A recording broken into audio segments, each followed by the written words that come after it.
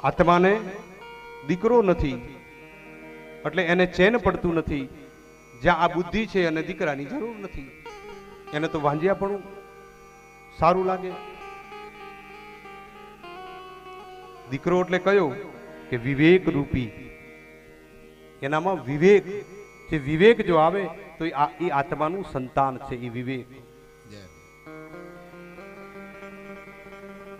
આત્મદેવને થયું કે લાવ, દીકરો નથી, આ જીવન ટૂંકાઈ ગયું. અને ઘણા લોકો પણ આવું કરતા હોય, ક્યાંક થોડી પણ ઉણપ આવે, ક્યાંક કમી સર્જાય એટલે એવા નેગેટિવ વિચાર કરવા લાગે. આત્મહત્યા કરવી નહીં, એ મહાન પાપ છે.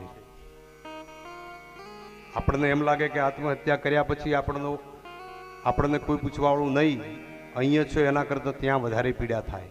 ઉપર ગયા પછી ત્યાંથી એ ધક્કો મારે, અહીંથી એ ધક્કો. કોઈ સહેલી વસ્તુ નથી.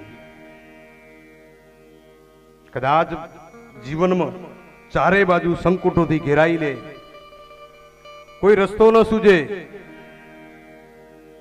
તો ગામમાં ક્યાંય ભગવાનનું મંદિર હોય તો મંદિરે જઈ અને 2 કલાક ભગવાનનું સ્મરણ કરી, માળા કરી લેજો, ભગવાનને યાદ કરી લેજો, આપોઆપ તમને પરમાત્મા રસ્તો બતાવશે.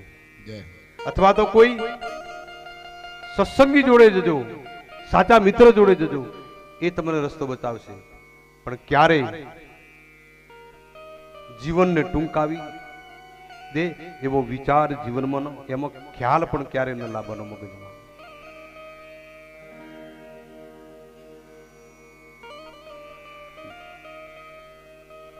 આત્મહત્યા કરવી એ કોઈ વીરતા નથી, કાયરતા છે, યાદ રાખજો.